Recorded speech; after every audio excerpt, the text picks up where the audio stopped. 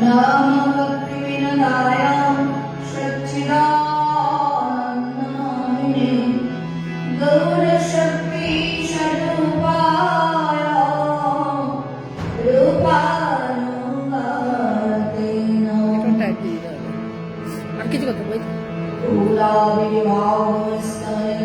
कुलाविवाहस्तनगिरिशासजनप्रियं वैष्णव सर्वभौम श्री जगन्नाथरते नमः वाञ्छाकल्पतरुभ्यश्च कृपासिन्धुभ्येव च पतितानां पावनेभ्यो वैष्णवेभ्यो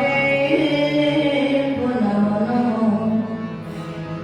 नामनादनाय कृष्णप्रेमप्रदायते कृष्णाय कृष्णचैतन्यनाम्ने गौरतीशे नमो जय परमानन्दविग्रहाचार्य श्रीकृष्णविश्वानन्दपरमहंसय जय नित्यानन्द विष्णुपाद परमहंस श्री श्रीलपति पावन श्री गुरु महाराज की जय नित्यानन्द विष्णुपाद परमहंस श्री श्रीलपति नित्यानन्द विष्णुपाद परमहंस श्री जगद्गुरु भक्ति सिद्धांत सरस्वती स्वामी जय जय रूपानुरूढ़ गुरुवर जय जय रूपरंग श्री हरिनाम संकीर्तन जय गुरुवर जय दावत जय समस्त भक्त वृंद जय गौर भक्त वृंद जय अनंत कवि वैष्णव वृंद जय जय श्री श्री भक्ति जगासनो जय निताई गौर प्रेमानंदे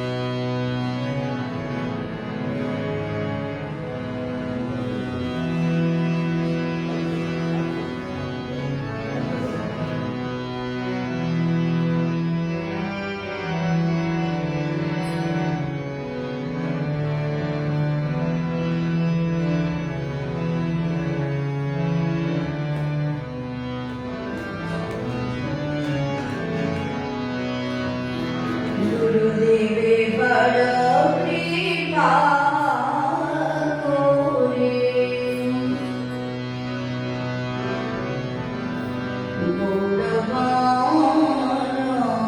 गौरवाणसे बुद्धिर्विद्याच स्मारं बलकृपा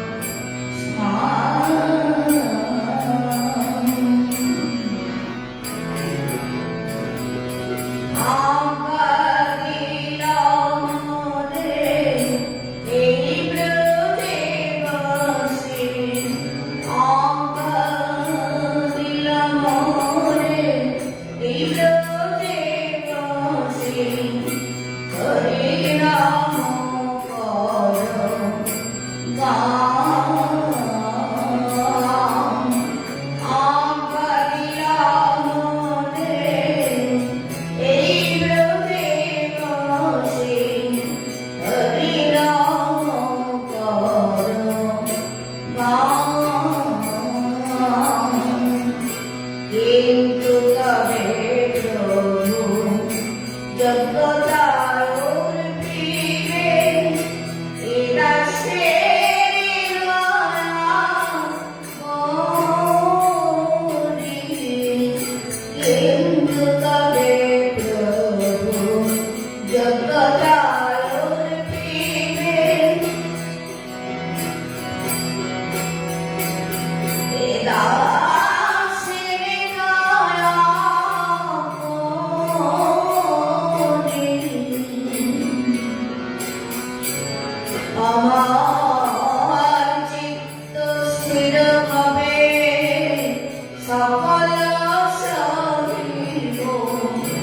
चेतसिया सकाल समीपो चित्त स्थिर भवे सकाल समीपो चित्त स्थिर भवे सकाल समीपो एकांते भजितो गुरुदेव बड़ कृपा कोरी गौरवान लिया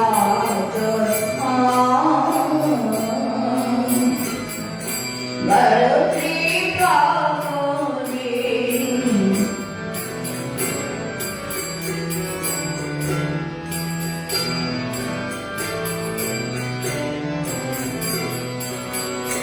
शैशव यौवने जड़ सुख संगे अभ्यास होइल मन शैशव यौवने जड़ सुख संगे अभ्यास होइल मन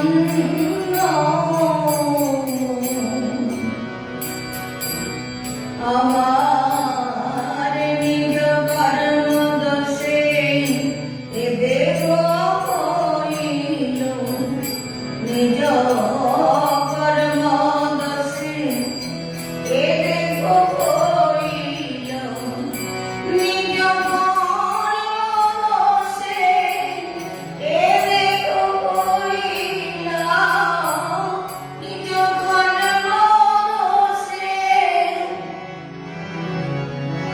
एते कोइलो अजरेर प्रति बन्ध निज कर्म दोषे एते कोइलो अजरेर प्रति बन्ध बड़ कृपा कोरी गौरवान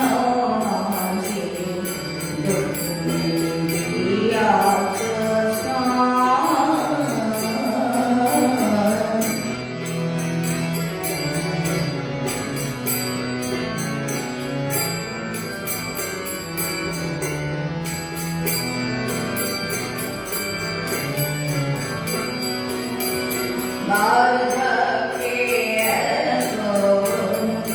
पंचर के मातो तेमोए मोजिबु मालो बालके कोन पंचर के मातो तेमोए मोजिबु मालो कांदिया कांदिया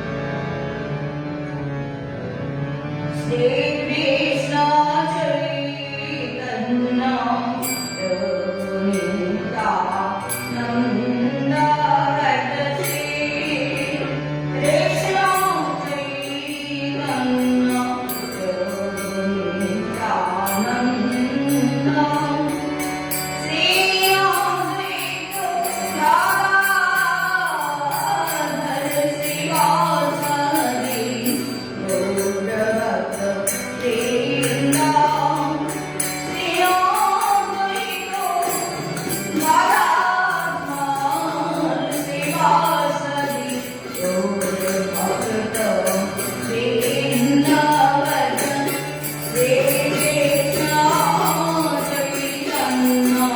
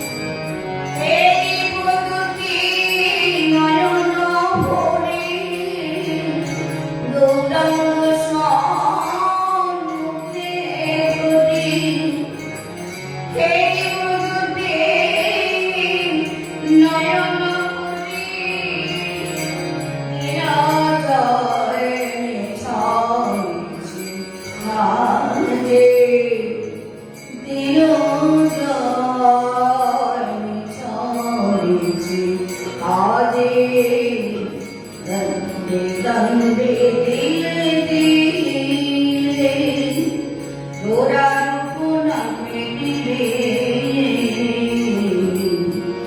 मरमे मोरिया अमी थाकी दंडे दंडे दिले दिले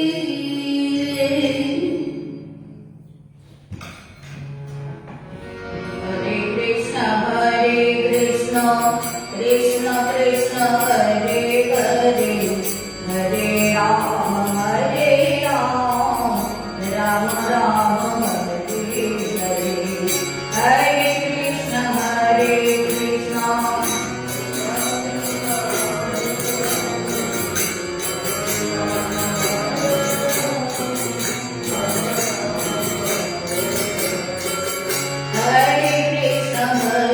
कृष्ण कृष्ण कृष्ण हरे हरे हरे राम राम राम हरे हरे कृष्ण कृष्ण हरे हरे हरे राम राम राम हरे हरे हरे कृष्ण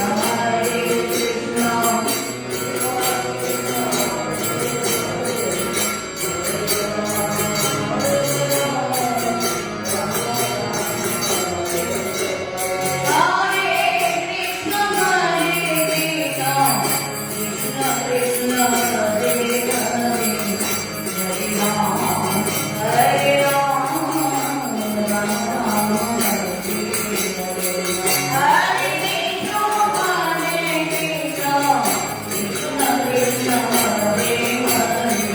हरे राम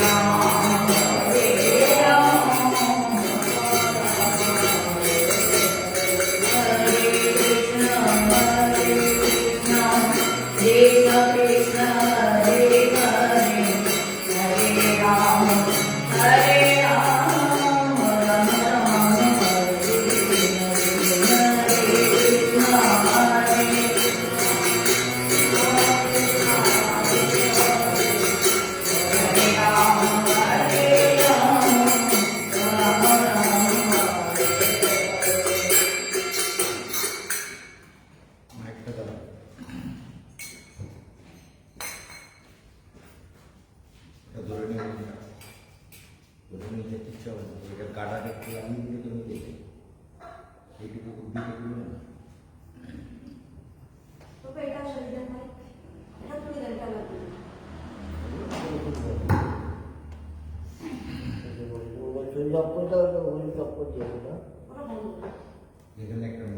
মাইকের সুইচটা দিই।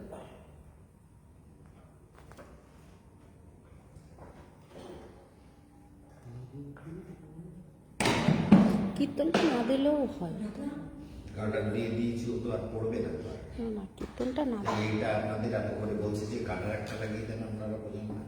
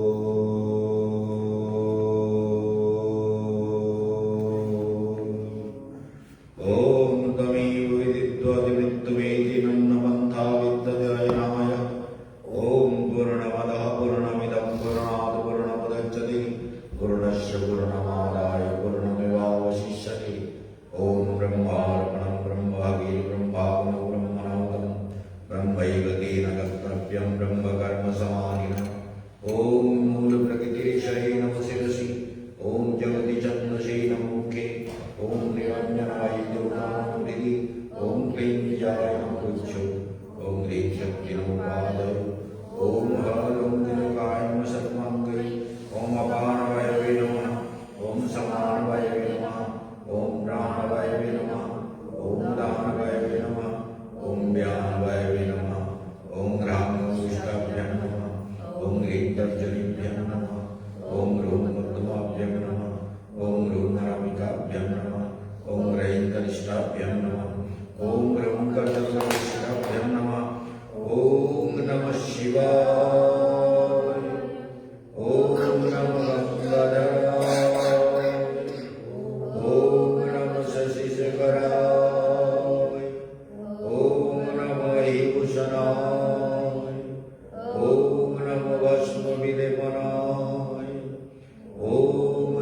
মৃত্যুঞ্জয়ায়।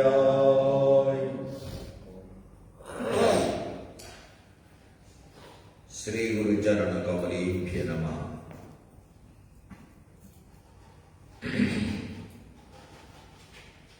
अखंडमंडलाकारं दत्तं येन चराचरं तत्पदं दर्शितं येन तस्मै श्रीगुरवे नमः।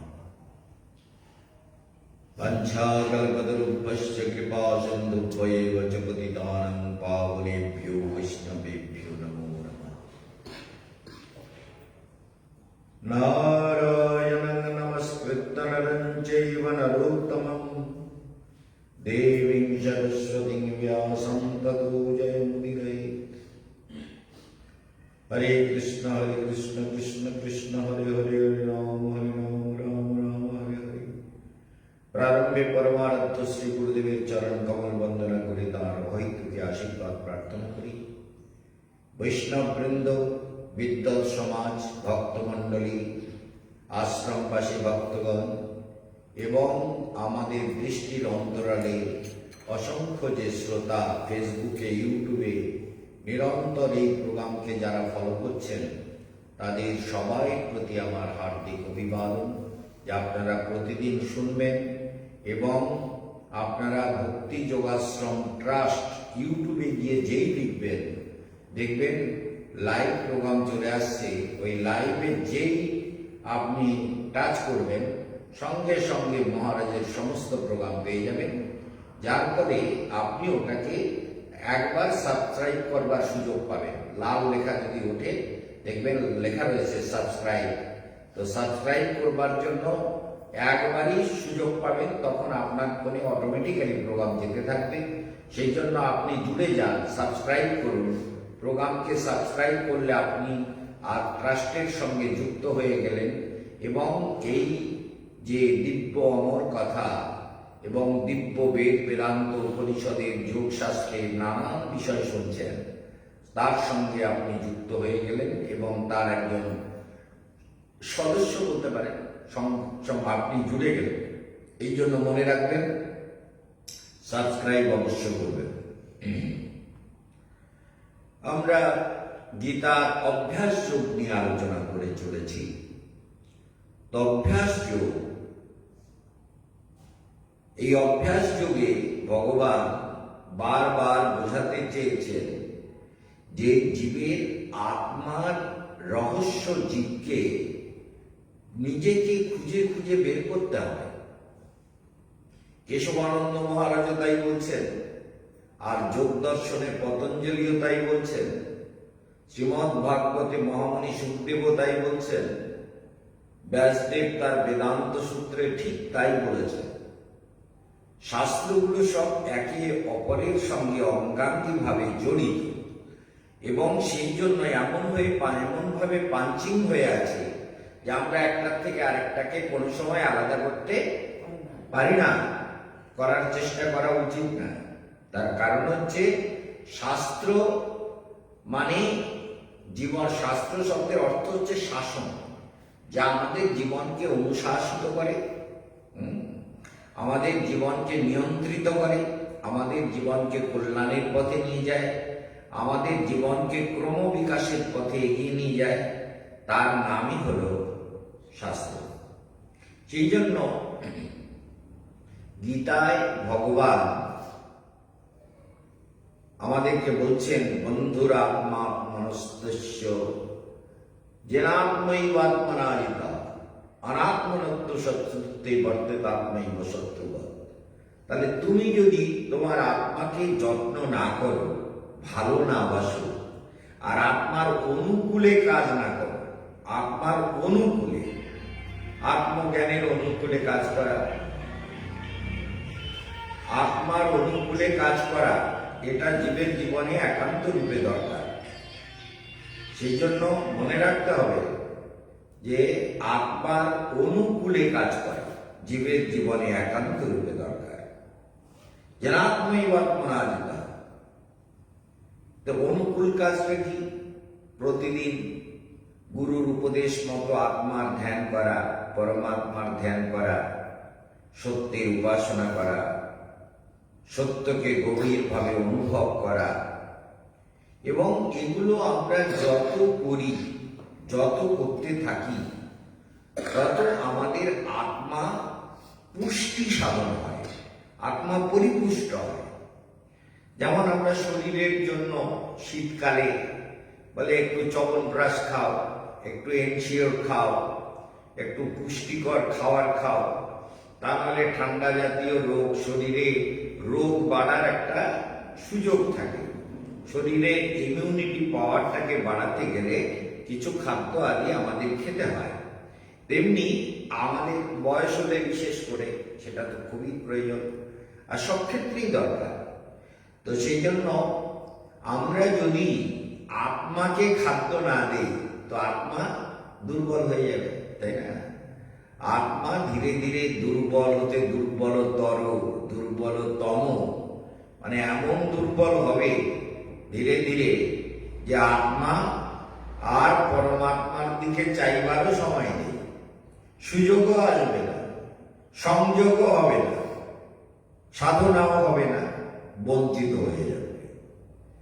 এই জন্য আত্মার খাদ্য পরমাত্মাকে ধ্যান করা। যত আত্মা পরমাত্মাকে ধ্যান করে তত আত্মা পুষ্ট হয়, বলবান হয়, মানে প্রকৃতি তাকে শক্তি সঞ্চার করে। পরমাত্মার ধ্যান করলে প্রকৃতি শক্তি সঞ্চারিত করে, প্রকৃতি তাকে ধীরে ধীরে নানান রকম ভাবে সাহায্য করে। এই জন্য বলা হচ্ছে যে জিতাত্মনা প্রশান্তস্য পরমাত্মা সমাহিত শীতৃষ্ণ সুখ দুঃখেষু তথা মান অপমান। তাহলে জিতাত্মনা প্রশান্তস্য পরমাত্মা সমাহিত, এসব হচ্ছে জীবনের জীবন্ত কথা। ভগবান কৃষ্ণ ষষ্ঠ অধ্যায়ে এসে বলছেন, জীব এগুলোকে যত্নপূর্বক অভ্যাস করো, এগুলো তোমার জন্য, তুমি সাধনা করবে বলেই ভগবান তোমার জন্য বলছেন যে তুমি আত্মাকে, ইন্দ্রিয়কে জয় করো, প্রশান্ত হও। তাহলে প্রশান্ত চেতা, পরমাত্মাতে সমাহিত চিত্ত, আর শীতৃষ্ণ সুখ দুঃখকে যিনি সমভাবতে পারেন, মান অপমানকে যিনি সমান ভাবতে পারেন। কেউ মান দিল, কেউ পুজো করল, খুব প্রণাম ভক্তি টক্তি মালা টালা দিল, অনেক কিছু দিল, তো গর্বিত হলাম, আমার এত ভক্ত আছে, এত সম্মান করে, এত টাকা দেয়, এত গৌরব, এইবার বিভিন্ন ব্যাপার হতে পারে। তো সেই জন্য অর্থ সম্পদ জগতে যা কিছু আমরা পাই সবকিছু প্রারব্ধ বশে আসে আর তপস্যার ফলে আসে। দুটো কথা, একটা হচ্ছে প্রারব্ধ বলে যা পাই পাই, আর বেশি পেতে গেলে আমাদেরকে তপস্যা করতে হয়। তাহলে তপস্যার বলেও পাওয়া যায়, প্রারব্ধ বশে পাওয়া যায়, তপস্যার বলে পাওয়া যায়। তপস্যার ফলে প্রকৃতি তার প্রতি অনুকূল হয়ে যায়। প্রকৃতি এই জগতের মান সম্মান গৌরব মর্যাদা প্রতিষ্ঠা প্রতিপত্তি এগুলোকে পাওয়ার জন্য প্রকৃতি কি করে? সাহায্য করে। সব ক্ষেত্রে, জাগতিক ক্ষেত্রে প্রকৃতি তাকে সহযোগ দিতে থাকে। সেই জন্য জিতাত্মা, তাহলে আত্মাকে জয় করা। কালকের থেকে শুনছেন কথাগুলোকে এমন করে হৃদয়ে বসিয়ে নেবেন যাতে আগের কথাগুলো পরের কথাগুলোর সঙ্গে সঙ্গতি স্থাপন করতে পারে। একটা কথার সঙ্গে আর একটা কথার একটা সঙ্গতি আছে, যোগসূত্র আছে, একটা কথা আর একটা কথার সঙ্গে যুক্ত হয়ে আছে। তাহলে কোনো কথার সঙ্গে কোনো কথার গরমিল পাওয়া যাবে না, তাই না? এই যেমন হারমোনিয়ামের রিডগুলো, হারমোনিয়ামটা যদি টিউনিং ভালো থাকে তো রিডগুলো কিন্তু ঠিক সুরে বাজবে, বেসুর হবে না। তবে বাজাতে জানতে হবে, তাই না? বাজাতে যদি না জানি তাহলে হারমোনিয়ামে সুরগুলো বেসুরও বেরোবে, তাই না? আর বাজাতে এই জন্য মনে রাখতে হবে, জীবনটাও তাই জীবনটা। হারমোনি শব্দের অর্থ হচ্ছে মিলন। হারমোনি সবার মধ্যে, সমস্ত বিশ্বের যে হারমোনি, বিশ্বের যে একটা সঙ্গীত, বিশ্বর যে একটা মিলন সঙ্গীত আছে, তার সঙ্গে আমাদের সংযোগ স্থাপন করা দরকার। সেই জন্য হারমোনিয়াম যখন আমরা বাজাচ্ছি তখন সেগুলোকে তার সুর, কোন দিকটা বাজালে আমার গলাটা মিলবে। বহুদিন আমি বাজাই না, কিন্তু অনেক সময় দেখা যাচ্ছে হাতটা একটু অন্য দিকে পড়ে যাচ্ছে, তখন আবার বলে এটা তো না। তার মানে কানগুলো তো সুরের সঙ্গে অভ্যস্ত হয়ে আছে, হাতটা চলে যাচ্ছে সঙ্গে সঙ্গে, পরের দিকে গিয়ে অ্যাডজাস্ট হয়ে যাচ্ছে। ঠিক এরকম সাধনাটা ঠিক এরকম। সযত্নে যদি আমরা রোজ সাধনা করি তাহলে সাধনার মধ্যে ছন্দ তৈরি হয়ে যাবে, তাই না? যেমন হারমোনিয়ামের ছন্দ তৈরি হয়, তেমনি সাধনাতেও ছন্দ তৈরি হয়ে যাবে। বেসুরো আর বাজবে না, জীবন সুরেই বাজবে, আনন্দের সুরে, প্রসন্নতার সুরে, ভক্তির সুরে। আর জীব যখনই বেসুরো কিছু রিড টেপে, মনে রাখবে, সে কিন্তু সুখী হয় না, তার জীবন বেসুরো বেসুরো সুর টিপলে সেই গান ভাল লাগবে। এই যে আমরা গায়ত্রী দেবীর গান শুনছি, বাহ খুব ভালো লাগছে। তা গায়ত্রী দেবীর গানটা ভালো লাগছে কেন? সুরের সঙ্গে, হারমোনিয়ামের সঙ্গে, গলার সঙ্গে অনেক অভ্যাস করেছে। তো বিনা অভ্যাসে তো এরকম গান হবে না। এই বয়সে এসে এত সুন্দর গান গাচ্ছে, তাতে কত অভ্যাস করেছে। অভ্যাস করেছে বলে এই গান গাওয়া সম্ভব। দাদা, অভ্যাসটা যদি ঠিক না হয়, যদি বেসুরে হারমোনিয়ামটা বেজে ওঠে, তাহলে কিন্তু গানের আনন্দের ছন্দটা নষ্ট হয়ে যায়। ভালো করে কথাগুলো মনে রাখবেন। এই বিশ্বের সবকিছুই একটা নিজস্ব ছন্দ আছে। ভজনের একটা ছন্দ আছে, তপস্যার একটা ছন্দ আছে, প্রাণায়ামের একটা ছন্দ আছে,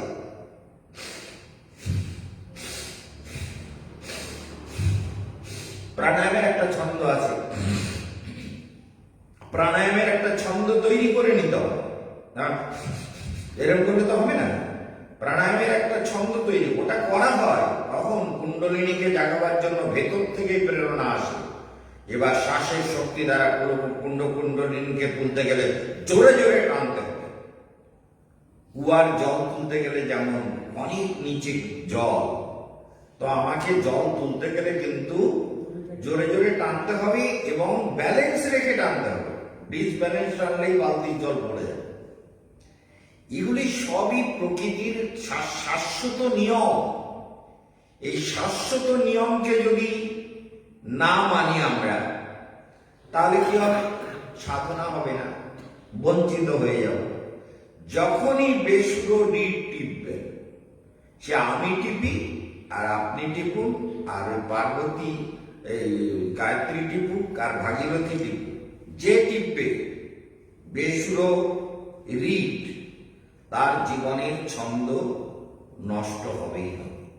মনে থাকবে তো? জীবনের ছন্দ নষ্ট হবে। বেসুরো রিড টিপলে জীবনের 12টা বাজবে, সাধনার 12টা বাজবে, আনন্দটা নষ্ট হবে।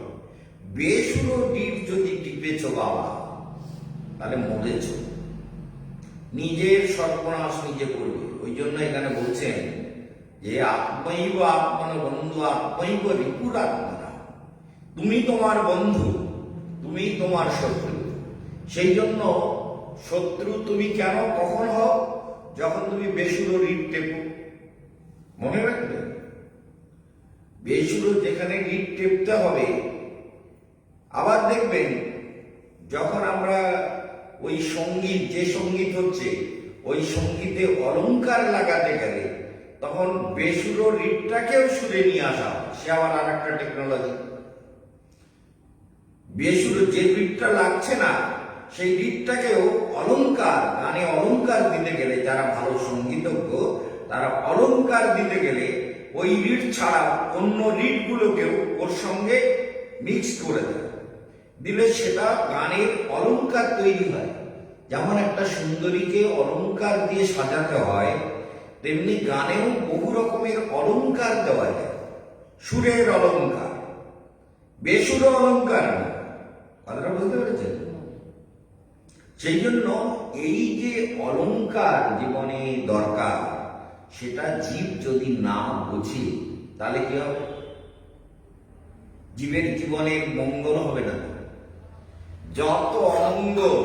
হ্যাঁ, যেমন আমাদের আমি আজকে শুনলাম, অথচ এতদিন হয়ে গেছে বুড়ি আমাকে বলেনি। বাড়িতে গিয়ে ফোন করেছে শ্যামকে, শ্যাম বলেছে আমি তো 8,000 টাকা নিয়ে আসিনি। এরা এত ধূর্ত, সব ভেতরে ভেতরে ধূর্ত বুদ্ধি পোষণ করে।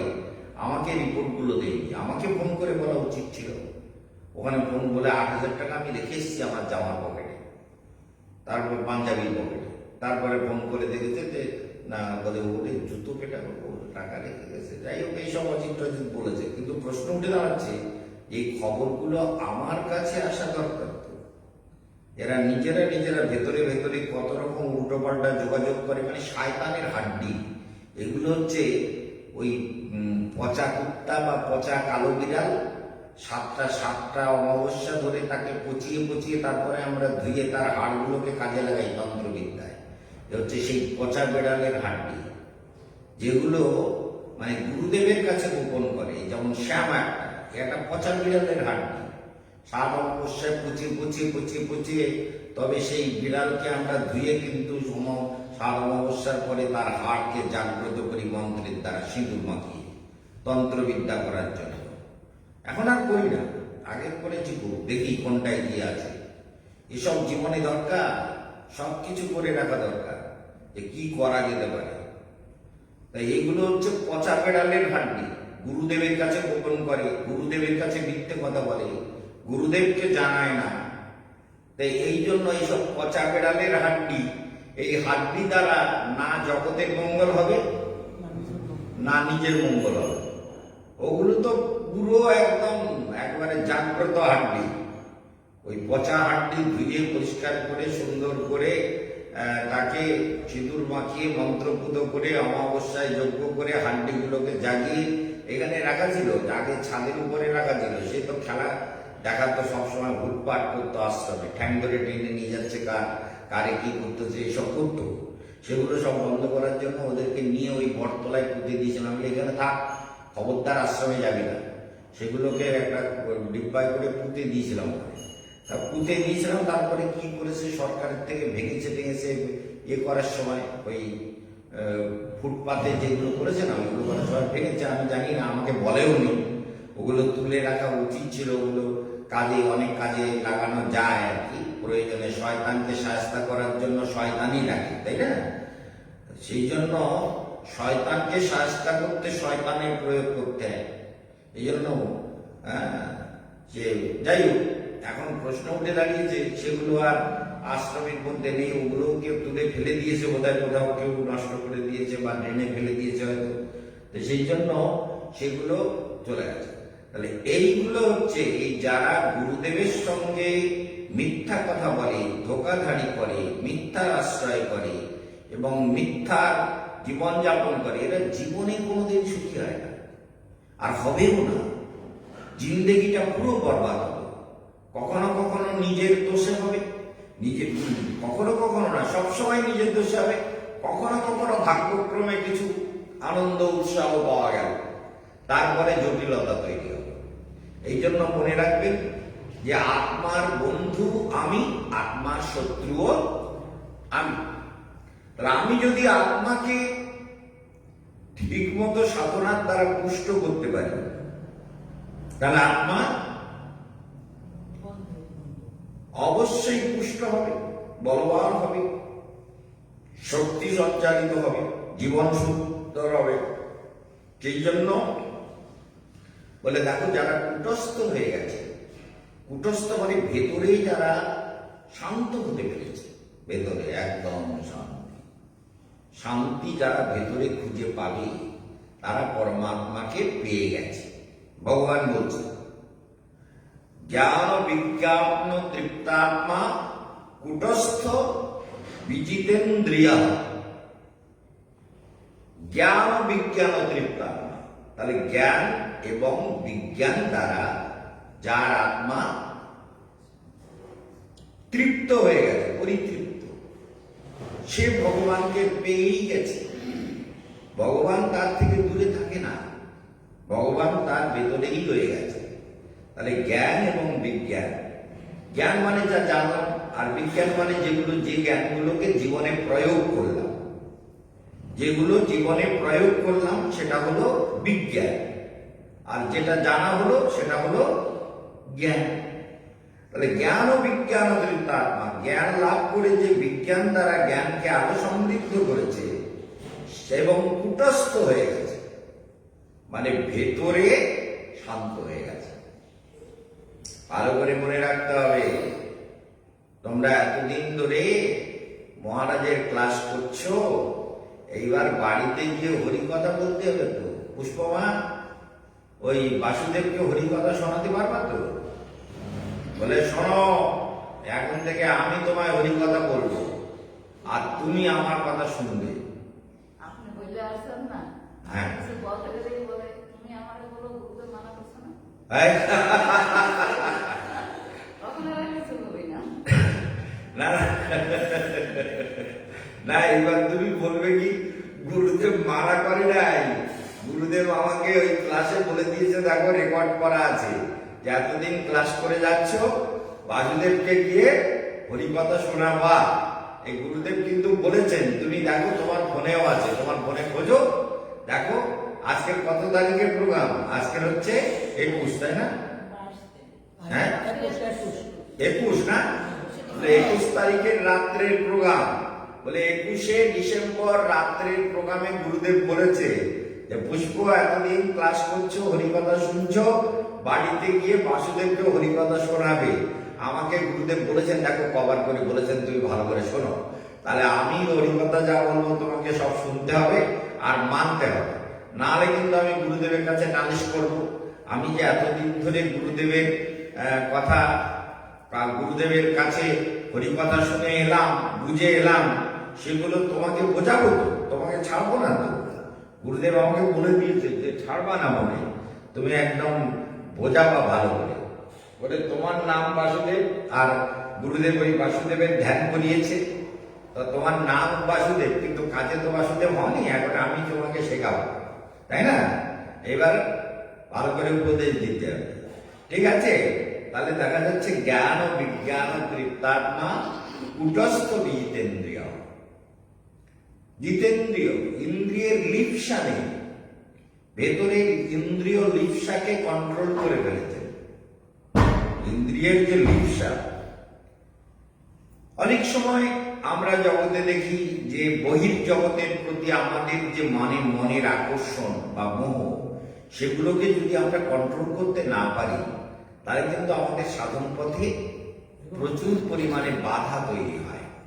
সেই জন্য ইন্দ্রিয় লিপ্সা নয়, সেই জন্য বিজিতেন্দ্রিয়, বিশেষ রূপে জিতেন্দ্রিয়, বিশেষ রূপে না জিতেন্দ্রিয়া, বিশেষ রূপে।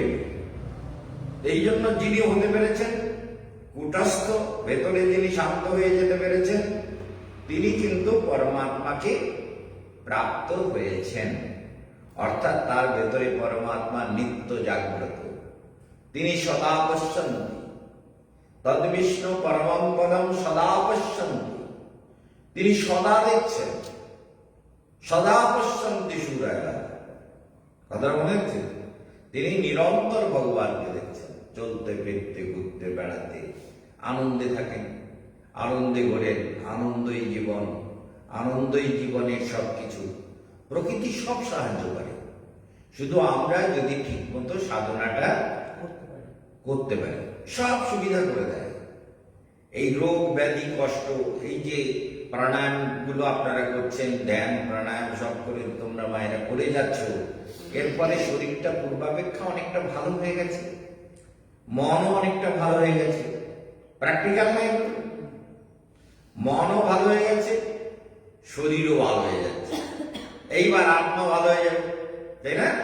এবার আত্মা, এবার তো আত্মাকে ধরেছি, এখন শরীর মন এগুলোকে ঠিক রাখার জন্য সাধনা, এই প্রাণায়াম আদি এগুলো হচ্ছে, তারপরে ধ্যান আদি চেষ্টা করানো হচ্ছে। কালকে তো ভাবাতীত ধ্যান করতে বললাম।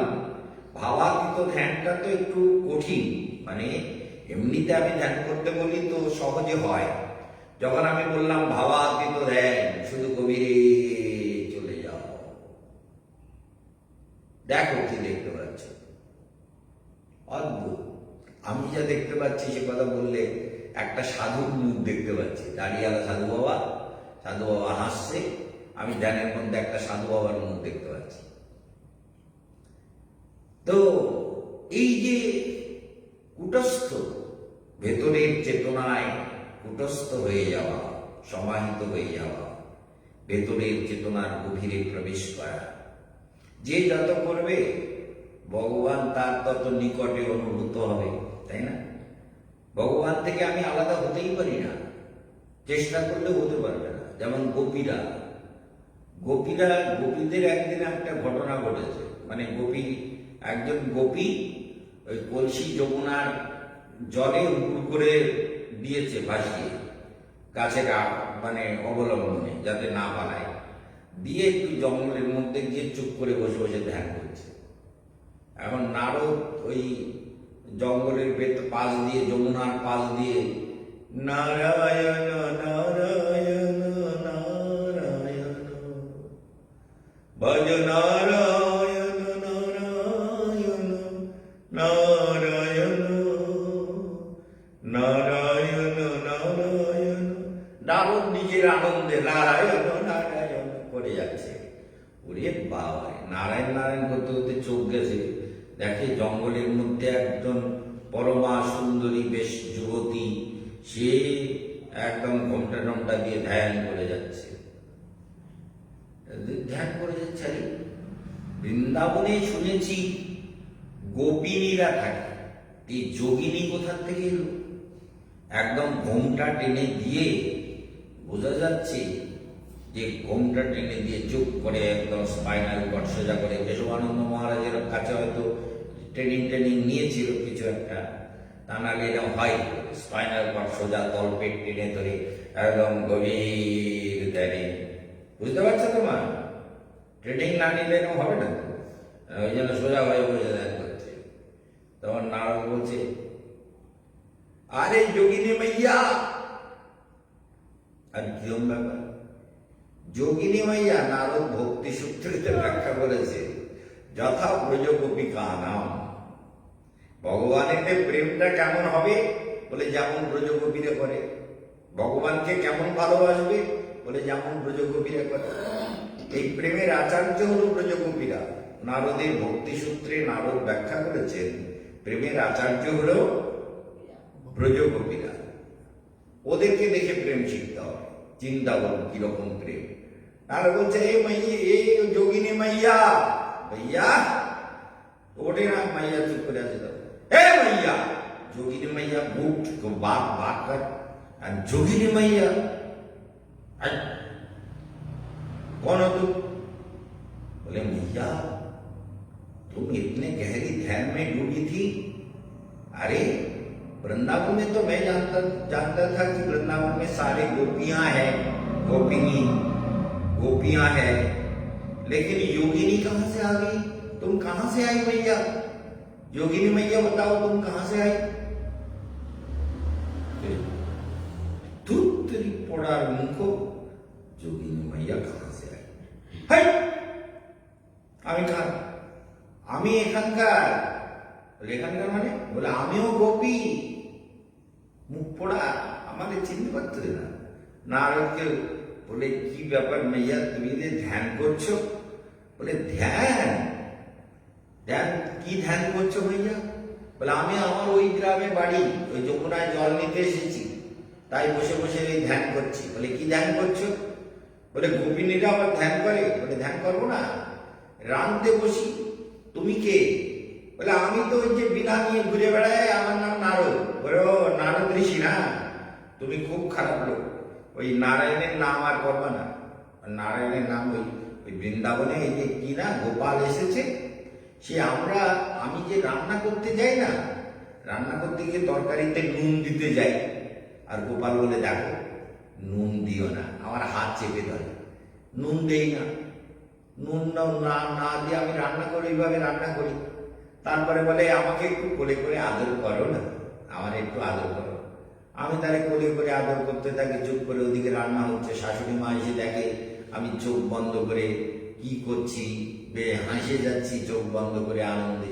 শাশুড়ি মা বলে পোড়ার মুখী, কি হলো, এই চোখ বন্ধ করে হাসে কেন এই পোড়ার মুখী? হ্যাঁ কি দেখতেছি, কে চোখ বন্ধ করে রান্না বসিয়ে দিয়ে চোখ বন্ধ, আসলে গোপালকে আদর করছে তো, আসলে তো ধ্যানের মধ্যে গোপালকে আদর করছে, আর গোপাল হাত ধরে রেখেছে, নুন দিতে দেয়নি। মহা সমস্যা। বলে এই জন্যে না, এই গোপাল, আমি যদি ঘর মুছতে যাই, গোপাল গিয়ে হাত চেপে ধরে, আর পোছা মাত লাগো, মুঝে প্যার করো, মুঝে আদর করো। আমি যদি দুধ দোয়াতে যাই, দুধ দোয়াতে গেলে গোপাল বলে এই গোপী, এ দেখো তুমি না গায়ের দুধগুলো সব ওই বালতিতে দিও না, বালতি সরাও, আমার মুখে দাও, আমি দুধ খাবো। গোপাল মুখে আ করে গায়ের পেটের তলায়, আর আমি দুধ দোয়াই, দুধগুলো সব নিচে পড়তে থাকে, দুধ সব ভেসে চলে যায়। শাশুড়ি এসে বলে এই পড়ার মুখী বউ, কি সর্বনাশী যে, আরে দুধ সব বালতি সরিয়ে রেখে দুধ সব মাটিতে ফেলছে, এ কি? এই আমার না নারদজি, তুমিও খুব খারাপ লোক। এই গোপাল আমার অন্তরে ঢুকেছে, এমন ঢোকা বেরোয় না, ওই বের করবার জন্য ধ্যান করছিলাম। যাদের ভেতরে এইরকম ঝামেলা না করে, দিন রাত এইসব ঝামেলা, রান্না করতে পারি না, ঘর মুছতে পারি না, দুধ দোয়াতে পারি না, খেতে দেওয়ার সময় মনে থাকে না, ওই গোপাল সব সময় আমাকে এসে আমার পিছনে লেগে থাকে। সেই জন্য না ওই গোপালকে ভেতর থেকে ভেতরে ঢুকে গেছে গোপাল। আসলে আমার ওই ব্যায়ামটা হয়েছে গোপালের ব্যায়াম, ভেতরে গোপালের ব্যায়াম ঢুকে গেছে। ওই ব্যায়ামকে দূর করার জন্য আমি ওই ধ্যান করছি, যাতে গোপালকে বের করে, বুঝতে পেরেছ? গোপালকে বের করার জন্য এত ধ্যান করছি। এমনি করছি, জ্বালায় পড়ে করছি। নারদ বলে হায় হায়, কি সর্বনাশ, এরাই তো প্রেমের আচার্য। লোক গোপালকে ধ্যানে দেখার জন্য কত ভাবে, কেশবানন্দ কত শেখায়, কত বোঝায়, তাও লোকে করতে পারে না। বলে গোপালকে ধ্যানের মধ্যে দেখো। আমি যখন পূর্বে ধ্যান করতাম, তখন আমি দেখতাম একটা লাল আকাশ, লালিমা যুক্ত সূর্য অস্ত যাচ্ছে। মা যশোদা গোপালকে নিয়ে গাভী দোয়াতে গেছে, গোপাল মার গলা জড়িয়ে ধরে দেখছে, গাভীর পাটে মা বাছুরকে দিয়ে। এগুলো আমি ধ্যান করতাম আগে, এখন এসব করি না, এখন এসব দরকার হয় না। তাই কিন্তু ওই গোপাল ভেতরে তখন ওই চোখ বন্ধ করলেই যশোদা মার কাছে গোপাল, মার গলা জড়িয়ে ধরছে, মা দুধ দোয়াচ্ছে। এগুলো আমি ধ্যানের চেতনায় দেখতাম। আরো দেখতাম, আমি নিজেকে গোপী রূপে দেখতাম, যে আমি ফুলের বাগানের মধ্য দিয়ে চলে যাচ্ছি। এসব কথা এরা শুনেছে আশ্রমে যারা থাকে, মানে আমি একটা গোপী রূপে, আমার নাম যে স্নিগ্ধা, মানে অর্থাৎ শ্রুতি মঞ্জরি রূপে, স্নিগ্ধ শ্রুতি মঞ্জরি রূপে নামে চলে যাচ্ছি। তাই এইসব ধ্যান এখন আর করি না। এই জন্য যাই হোক, তাহলে গোপালের ধ্যান, গোপীর মাথায় গোপাল ঢুকেছে, গোপালের ঘুঘুরো পোকা, ওরে বাবারে, বের করতে পারা যাচ্ছে না। নারদজি বলছে আচ্ছা নারদজি, বলে হ্যাঁ মাই বলো। বলে তোমার কাছে কোনো ওষুধ টষুধ ট্যাবলেট আছে কিছু, যাতে এই গোপালকে বের করা যায়? তুমি তো সারা দুনিয়ায় বলো, বনে বাদারে জঙ্গলে পাহাড়ে, হ্যাঁ কোথায় খালে বিলে, সব জায়গায় তো যাও। তা আমার একটা ওষুধ দাও তো, যাতে এই গোপাল ভেতরে আমাকে এরকম করে না জ্বালায়, আমার ঘর সংসার সব জ্বালে। শাশুড়ি একরকম বলে, স্বামী একরকম বলে, শ্বশুর একরকম বলে, বউ পাগল হয়ে গেছে। এই কোথায় সেই গোপাল নন্দলালা কোথায়? সেই নন্দলালার জন্য পাগল। এই বউ তো মহা পাগল হয়ে গেছে, তো পাগলই হয়ে গেছে। তা আমার এই রোগটা সারাবার জন্য তুমি একটা ওষুধ দাও। नारद ताड़ाताड़ी प्रणाम করছে, বলে मैया तेरे चरण में मैं प्रणाम करना चाहता हूँ। मैया তোর চরণে আমি প্রণাম করতে যাই, ধন্য তোর প্রেম। গোপাল তোর অন্তর জুড়ে আছে, গোপাল নিরন্তর তোকে ছেড়ে মুহূর্তের জন্য যাচ্ছে না। আর তুই গোপালকে বের করা, এই গোপালকে ভাবার জন্য কেশবানন্দ কত চেষ্টা করে যাচ্ছে। যোগী মুনি ঋষিরা কত শাস্ত্র লিখেছে, ব্যাসদেব লিখেছে, সুখদেব লিখেছেন, দুনিয়ার সমস্ত বিদ্যার মহাপুরুষরা এই গোপালকে হৃদয়ের মধ্যে আনবার জন্য কত চেষ্টা করেছেন, কত সাধনা করেছেন, কত কেঁদেছেন, কত চোখের জল ফেলেছেন। বৃন্দাবনের পথে পথে গোস্বামীরা কত আকুল প্রাণে কেঁদেছেন। গুরুদেব লিখছেন, কাহা কৃষ্ণ প্রাণনাথ দেখা দিয়ে প্রাণে রাখো, তোমা বিনা কি বা কাজ আছে বলো প্রাণে ছাই। কৃষ্ণ তব দেখা পাবো বলে আকুল প্রাণে ডাকি তাই। আকুল প্রাণে গুরুদেবের গানগুলোতে কৃষ্ণ বিরহের ব্যাকুলতা ফুটে উঠেছে। তাহলে চিন্তা করুন, তাহলে তাকে দেখার জন্য বসিয়া হে ফুলবনে সদা প্রফুল্লিত মনি, হৃদয়ে চিন্তিব আমি নবযুব দ্বন্দ্বধ্বনি। বসিয়া হে ফুলবনে সদা প্রফুল্লিত মনি, সেই পথ পানে চাহি বসিয়া বিজনে আমি, রাধা কৃষ্ণ গুণ গাহি বহে অশ্রু দুনয়নে। বসিয়া হে ফুলবনে তুলিয়া কুসুম কলি, পদে দিতে অঞ্জলি। তুলিয়া কুসুম কলি, পদে দিতে অঞ্জলি। রেখেছি আঁচল ভরি যত ছিল এ বাগানে। বসিয়া হে ফুলবনে সদা প্রফুল্লিত মনি, হৃদয়ে চিন্তিব আমি নবযুব দ্বন্দ্বধ্বনি। গাঁথিয়া কুসুমহার গলে দিতে দোহাকার।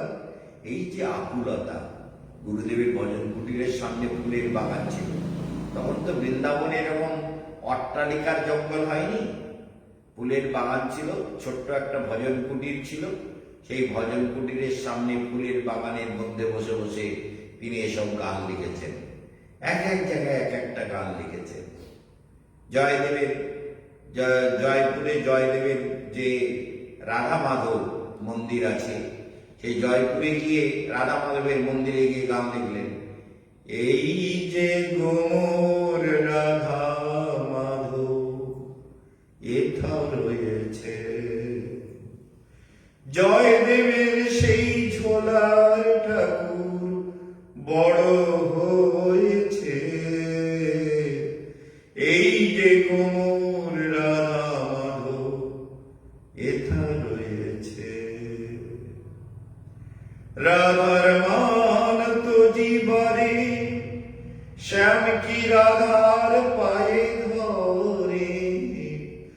রাধার মান তো জীবরে শ্যাম কি রাধার পায়ে ধরে। ভেবে ভেবে সারা কবি স্নানে গিয়েছে। এই যে গোমর রাধা মাধব এথা রয়েছে। রাধে তোমার পায়ে ধরি থেকো নায়ার মান করি। রাধে জয় রাধে, রাধে রাধে তোমার পায়ে ধরি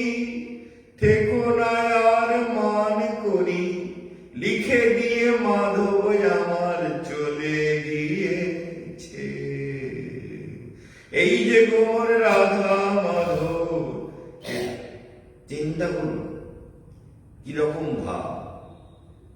হ্যাঁ, লিখে দিয়ে মাধব চলে গেছে, লিখে দিয়ে মাধব আমার চলে গিয়েছে, এই যে গোমর রাধা মাধব।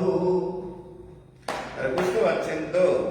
তাহলে ভগবানকে গোপীরা কিরকম ভাবে পেয়েছে দেখুন, কুটস্থ একদম, মানে মাথায়, চোখে, বুকে, পিঠে, হাতে, কাজে, কর্মে, সংসারে, সর্বত্র সব জায়গায় কৃষ্ণময়। তন্ময়ী যা ভবে ভক্তি শাস্ত্র রাগা তুমি গৌরী।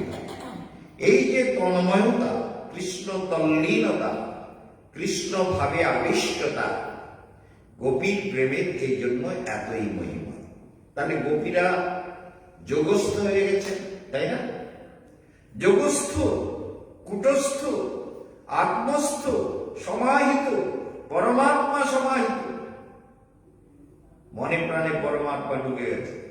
সেই জন্য এরা যোগী, এরা গোপী, এরা কৃষ্ণ প্রিয়া, এরা প্রেম স্বরূপা, এরা আনন্দ স্বরূপা, এরা জগতের প্রেমের আচার্য, জগতের প্রেমের আচার্য এরা।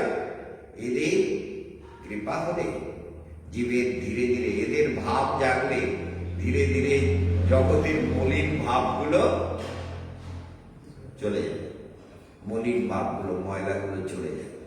সেই জন্য বলছেন পরমাত্মাকে পাওয়ার কুটস্থ বিজিতেন্দ্রিয়া। সেই জন্য মনে রাখতে হবে যে পরমাত্মাকে পেতে হলে জীবের মধ্যে এই আন্তরিক বৃত্তির বিকাশ হতে হবে। তারপরে কি বলছেন? শ্রুহীন মিত্রার্যুদাসীন মধ্যস্থ দেশবন্ধুষু সাধুষ্বপি চ পাপেষু সমবুদ্ধির বিশিষ্যতে। ভগবান কিরকম বললেন? হ্যাঁ, সুরহীন মিত্রা, সুরহীন মানে সুরহিত বন্ধু, মিত্রা মিত্র বা অমিত্র, যে শত্রু আর যে মিত্র। সুরহিত মানে মিত্র, একসঙ্গে করে সন্ধি হয়ে সুরহীন মিত্রার উদাসীন, মানে বন্ধু এবং শত্রুতে উদাসীন। বন্ধুর বেলায় খুব খুশি হলাম, শত্রুর বেলায় দুঃখী হয়ে গেলাম, এরকম হয় না। শ্রুহীন মিত্রার উদাসীন মধ্যস্থ দেশ বন্ধুষু। চিন্তা করুন তাহলে এখানে কি বলছেন? কোন রকম দেশ বিদ্বেষ তার মধ্যে কাজ করে না। সাধুস্বপি চ পাপেষু। একজন সাধুকে দেখলাম খুব ভালো, আর একজন পাপীকে দেখলাম তো ঘৃণা করলাম। এই যে এগুলো মানে খ্রিস্ট ধর্মে, ক্রিশ্চিয়ানিটিতে বলা হয়েছে পাপকে ঘৃণা করো, পাপীকে ঘৃণা করো না। পাপীকে ঘৃণা, সে তো গীতায় ভগবান ওই যীশু খ্রিস্টের বহু আগে বলে গেছে। যীশু খ্রিস্ট তো 2000 বছর আগে বলেছেন, আর কৃষ্ণ তো 5500 বছর আগে বলেছেন সাধুস্বপি চ পাপেষু। বোঝা গেল তো?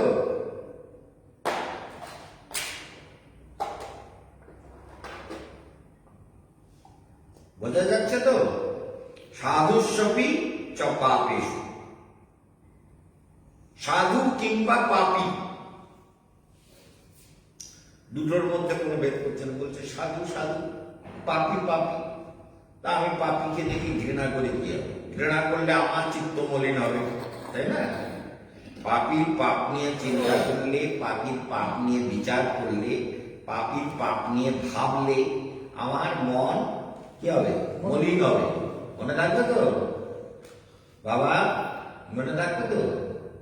সাধুস্বপি চ পাপেষু, সাধু বা পাপী কোনো তফাৎ নেই। ভগবান বলছেন যার মধ্যে আত্মবিদ্যা আসে, আত্মজ্ঞান আসে, আত্ম উপলব্ধি আসে, আত্মার গভীরে যে প্রবেশ করে, তার মধ্যে কোন রকম ভেদ নেই, সমতা তৈরি হয়ে যায়।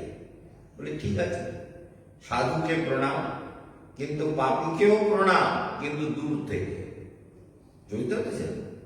পাপীকে আমি ঘৃণা করব না, কিন্তু পাপীর সঙ্গ করব না, এটা ঠিক। কারণ জ্ঞান আমাকে এটা শিখিয়েছে যে এর সঙ্গেই গেলে 12টা বাজবে, মানে এ তো আমাকে পাপের দিকে টানার চেষ্টা, যদিও পারবে না। যোগস্থ কুটস্থ হয়ে গেলে তাকে নিয়ে যাওয়া যায় না পাপের পথে। আর যোগীর কোনো পাপ এমনিতেই স্পর্শ করে না। যারা যোগস্থ হন, জগতের কোনো পাপ তাদেরকে স্পর্শ করে না, করবার ক্ষমতা নেই। পাপের এত শক্তি নেই যে একজন কুটস্থ আত্মবিদ যোগীকে পাপ স্পর্শ করে। পাপ তাকে স্পর্শ করে না, কারণ সে যে কর্মই করুক না কেন নির্লিপ্ত চিত্তে করে। বোঝা গেল কথা? সেই জন্য জগতের কোনো কর্ম, কোনো পাপ, কোনো দুষ্কর্মের কোনো কিছুর প্রভাব তার জীবনে পড়বেই না, কোনো সময় না। নির্লিপ্ত চিত্ত, শান্ত, সমাহিত, প্রশান্ত। এই জন্য এখানে বলছেন সমবুদ্ধির বিশিষ্ট। বুদ্ধির দ্বারা সমতা স্থাপন করা, বুদ্ধির দ্বারা সমতা স্থাপন করা। বুদ্ধিকে কাজে লাগাতে হবে। বুদ্ধিটা তো ভগবান দিয়েছেন, আমাদের এত ভালো ভালো বুদ্ধি দিয়েছেন। তো বুদ্ধিগুলো যে যত কাজে লাগাবে, আমাদের এই যেমন পুষ্পমা বললো, আমারে বলে গুরুদেব কি বলেছে জানো না, তুমি আমারে কেন বলো, চুপ করো। তার মানে কি, বাসুদেব একটু বেশি বোকাটি লোক, সে বকে যাবে তা বন্ধ করবে, একটু বোকাটি লোক।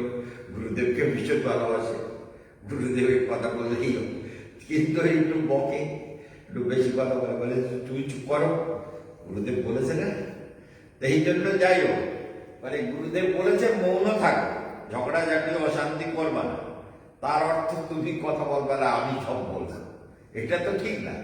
তো যাই হোক, সংসারে যে যেমন বোঝে সবাইকে নিয়ে চলতে হবে, তাই তো। এই জন্য আমাদের সবাইকে নিয়ে চলতে হবে। বলছেন যোগী যুঞ্জিত সতত আত্মানম রহস্যে স্থিতা। যোগী যুঞ্জিত, যোগযুক্ত অবস্থায় কি হয়, সতত আত্মানম রহস্যে স্থিতা, নিরন্তর আত্মাতে স্থিত থাকছে, জগতের কোনো কিছুর সঙ্গে যুক্ত হচ্ছে না। যেমন গোপীকে যতই বোঝাও, গোপীর মন গোপাল ছাড়া আর কোনো দিকে যাবেই না, হাজার চেষ্টা করো। তেমনি গোপীর মন যেমন দূরে যায় না।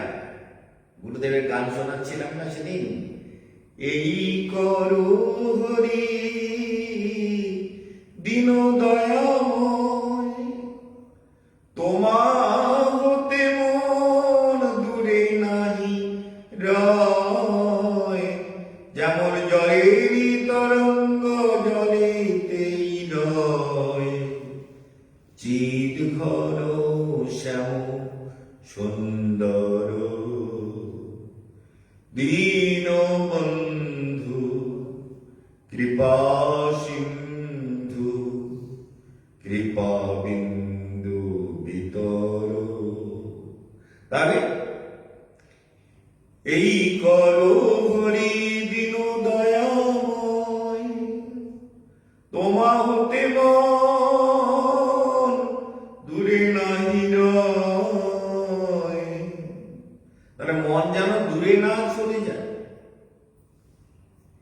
এখন বুদ্ধি যদি ভগবানকে গ্রহণ না করে, বুদ্ধি যদি বিষয়ের দিকে দৌড়ায়, বুদ্ধি যদি স্বার্থ চরিতার্থ করার তালে দৌড়ায়, তাহলে জীবের জীবনটা ব্যর্থ হয়ে গেল। এই জন্য মনে রাখতে হবে, এই জন্য সাধু সাবধান, সাধু মনে রাখতে হবে।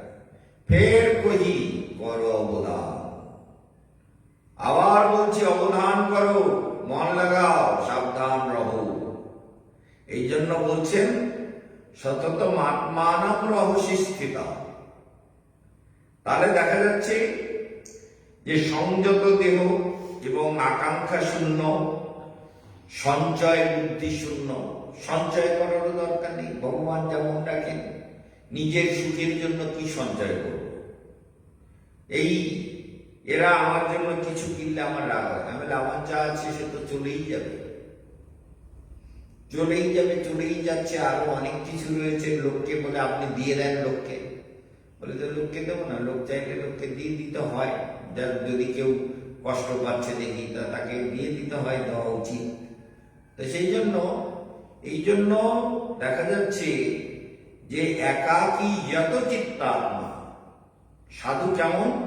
সংযত চিত্ত, সংযত আত্মা, সংযত ইন্দ্রিয়। যোগের অভ্যাস যোগে ভগবান বারবার এসব কথা বলছেন। কৃষ্ণে তখন যোগ সম্পর্কে গভীর চেতনার মধ্যে নিয়ে যাওয়ার জন্য এমনই সব ভাব তৈরি হয়েছে, তিনি নিরন্তর বলে চলেছেন যে যত চিত্তাত্মা। তাহলে দেখুন জীব কি করবে? বলে নিরন্তর চিত্তকে পরমাত্মার ধ্যানে নিযুক্ত করবেন। কি করবেন? পরমাত্মার ধ্যানে। যত চিত্তাত্মা নিরাশির পরিগ্রহ। তাহলে এই জগতের বস্তুর পিছনে না দৌড়িয়ে মনটাকে ভগবানে যুক্ত করে। আর এটা যদি আমরা ঠিক মতো সাধনা করি, মনে রাখবেন প্রকৃতি আমাদের সেই সুযোগগুলো করে দেবে, সাহায্য করে দেবে, যাতে আমরা এই যন্ত্রণার থেকে মুক্ত হতে পারি, আমরা এই জটিলতা হতে জীবনকে বদলে ফেলতে পারি। প্রকৃতি সেই সুযোগ করে দেবে একদম। এই বিশ্বাস মানবের জীবনে আসতে গেলে প্রচুর সাধনা করতে হয়। এই যেমন একটা সময় ছিল যখন নিরন্তর চেষ্টা করেছি যে উপার্জন করতে হবে, মঠ মন্দির করতে হবে, অ্যাড্রেস করতে হবে। এখন আর চিন্তা করবো, এখন বলি ভগবানের ইচ্ছায় যেটা হচ্ছে সবই ঠিক আছে, ভগবান যেমন রেখেছেন সবই ঠিক আছে, যেমন খাই থাকি করি আনন্দেই থাকি। কিন্তু সবকিছুর উপরে সব থেকে বড় প্রয়োজন হচ্ছে সবকিছুর উপরে নিয়ন্ত্রণ। বুদ্ধি দ্বারা নিয়ন্ত্রণ যদি না করা যায় তাহলে জীবন পথ পুরো ডিস্টার্ব হয়ে যাবে। সেই জন্য মানবিক কল্যাণের জন্য নিজের প্রতি, নিজের বুদ্ধির প্রতি, নিজের আত্মার প্রতি, নিজের হৃদয়ের প্রতি নিরন্তর নিয়ন্ত্রণ রাখতে হবে। মনে থাকবে তো? নিয়ন্ত্রণ রাখা দরকার। নিয়ন্ত্রণ না থাকলে তাহলে এই যে পরমাত্মার ধ্যানে নিযুক্ত করতে বলছেন, ভগবান নিজে বলছেন যে তোমার ভেতরে, তুমি তো আত্মা আর তোমার ভেতরে আছেন যিনি, তিনি পরমাত্মা। তো তুমি সেই পরমাত্মার ধ্যান করো, পরমাত্মাতে সমাহিত হও, পরমাত্মাই তোমাকে। এই জন্য পরমাত্মাকে ধ্যান করবেন কি করে? তারপরে শ্লোকেই করছেন শুচৌ দেশে প্রতিষ্ঠাপ্য স্থির মাসনম আত্মনা। কি অদ্ভুত কথা দেখুন। তাহলে এই সাধনার কাল, এই শ্লোকটা খুব গুরুত্বপূর্ণ কাল। যে কোনো কালে সাধনা হয় না, যে কোনো স্থানে সাধনা হয় না। শুচৌ দেশে, পবিত্র দেশে, যেমন ভারতবর্ষ একটা পবিত্র দেশ, এখানে একজন ধ্যানমগ্ন বসে থাকলে সবাই তাকে সম্মান করে। কিন্তু ছল বুদ্ধি যদি থাকে, কত ঘটনা, জীবনের কত ঘটনা আছে, সব বলতে গেলে আপনাদের কাছে অনেক লম্বা চওড়া ঘটনা বলতে হয়। একবার আমি একটা হিন্দুস্থানি ভক্তকে নিয়ে গঙ্গাসাগরে গেছি। গঙ্গাসাগরে মানে মেলায় না, এমনি সময় গেছি। মেলায় তো অনেকবার গেছি, ব্যাপারটা সেসব অনেক দিন দেখেছি, অনেক কিছু করেছি। গঙ্গাসাগরে এমনিতেই গেছি আর কি। তা একজন হিন্দুস্তানি ভক্ত বলছে, মহারাজজি গঙ্গাসাগর, সেই শিকোহাবাদে আমার এই যে প্রচারের কথা বলছিলাম না, গল্প করছিলাম, আপনাদের কাছে বলা হয়নি। শিকোহাবাদে বহুদিন লেকচার দিয়েছি, একবার 1.5 মাস ধরে 3টে জায়গায় লেকচার হতো আমার, সকালে বিকেলে রাত্রে। আর সেখানে 1.5 মাস ধরে রান্না করে খেতে দেবে না, সব পাহারা দিত, বলে এই সাধুরা যেন রান্না না করে, আমরা খাওয়াবো। সে এক মহা বিপদে পড়েছিলাম। তো যাই হোক, এখন সেখানকারই এক ভক্ত, সে খুব ভক্ত লোক, কিন্তু ওই রেলের যে ওই রেল ফাটকগুলো থাকে, ওই পতাকা দেখায় এ করে ঝান্ডা দেখায় যেগুলো গার্ড থাকে, সেই লোক চাকরি করে রেলে। ও আমাদের উৎসবে গেছে ভোজনাশ্রমে শিলপাড়ায়, তো ওখান থেকে ওরে নিয়ে গঙ্গাসাগরে গেছি, বলে মহারাজি গঙ্গাসাগর জানা থা তারা। তো গেছি, গিয়ে ভারত সেবাশ্রমে একটা ঘর নিয়ে আছি, গিয়ে দেখছি ওখানে সাগরের ওই কপিলমুনির আশ্রম থেকে বেশ খানিকটা দূরে একটা লোক বসে আছে চুপ করে। তারপরে মানে এসব হচ্ছে সাধু না, ধান্দাবাজ, এরকম বসে আছে লোকের কাছ থেকে, মানে সেই বক যেরকম বসে থাকে চুপ করে বসে আছে, খপ করে মাছ ধরে ফেলে। এবার বক ধার্মিক, হ্যাঁ বক ধার্মিক। এখন আমরা সেই ভারত সেবাশ্রমের এক ব্রহ্মচারী আর এক মহারাজ, আমরা মিলে বলে এই উঠো জলদি, यहाँ क्यों बैठा है, इधर चल। বলে क्यों? হিন্দুস্তানি ওসব মেলার আগে গিয়ে ওখানে মানে জায়গা পাতার জন্য ওইখানে গিয়ে বসে ওইসব ভাব দেখাচ্ছে, লোকে গিয়ে প্রণাম করবে, টাকা দেবে, এসব দূরে এইসব না, এসব হচ্ছে এইসব। যাই হোক, তাহলে দেখা যাচ্ছে সূচৌ দেশে প্রতিষ্ঠাপ্য স্থিরমাসনম আত্মানা। প্রথম কথা হচ্ছে ধ্যান করতে গেলে কি বললেন? সূচৌ দেশে, পবিত্র দেশে, পবিত্র স্থানে, আর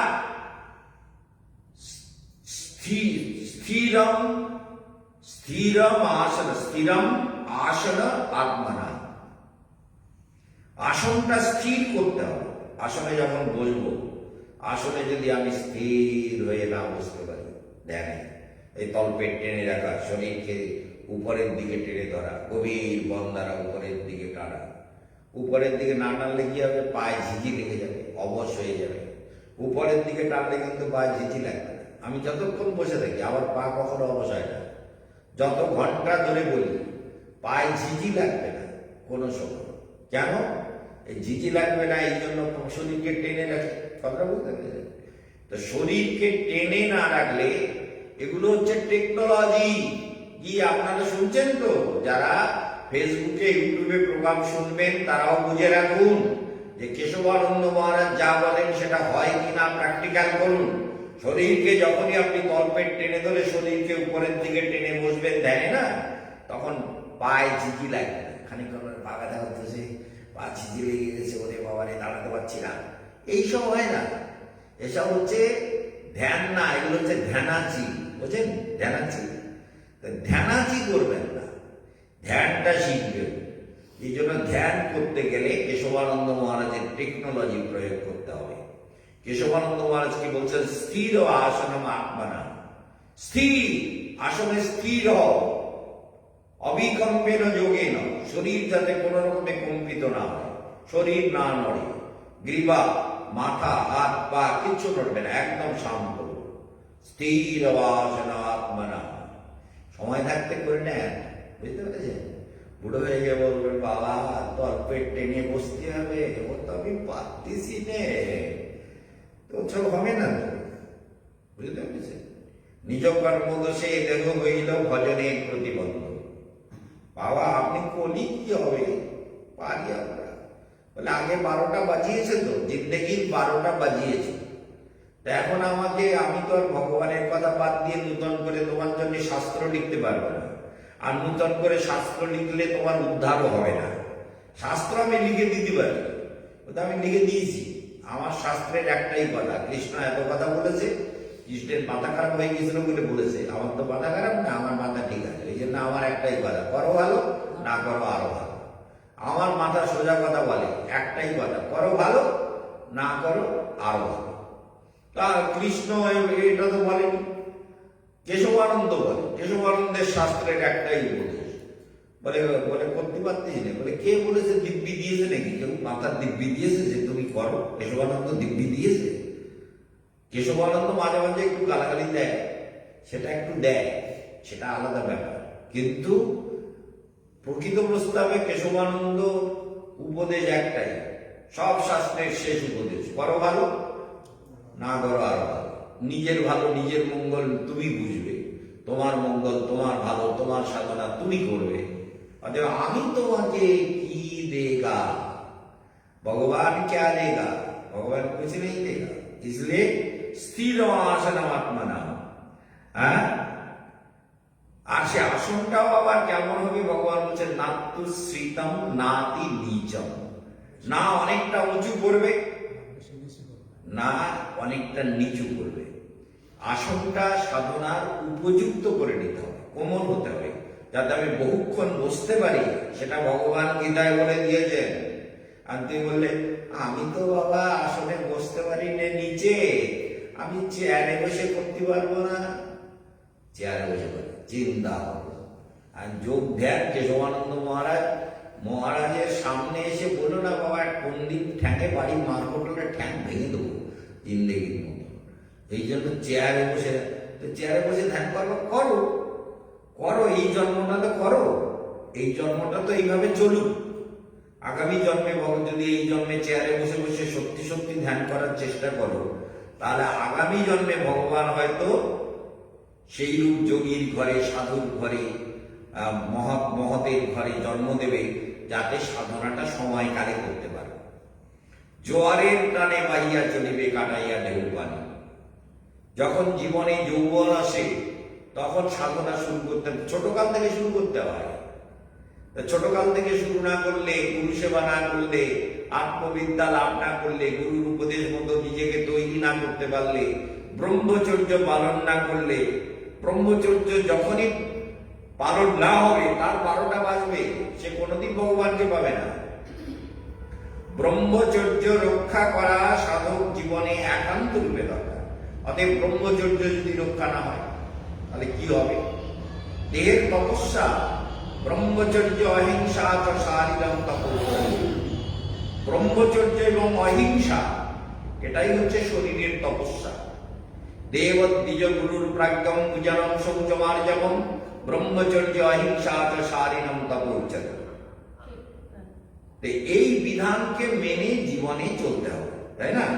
আর সেই জন্যই ভগবান বলছে না তুশ্রিতম না নিচম চেলা চেলা যেন ওষুধদান। তাহলে যে আসনটা তুমি করবে সেটা যেন আরামদায়ক হয়, সাধনার উপযুক্ত হয়, বহুক্ষণ বসে থাকার জন্য তোমাকে যাতে হেল্প করে, আর সেই পরিবেশটাও হেল্প করে, সেই জায়গাটাও হেল্প করে।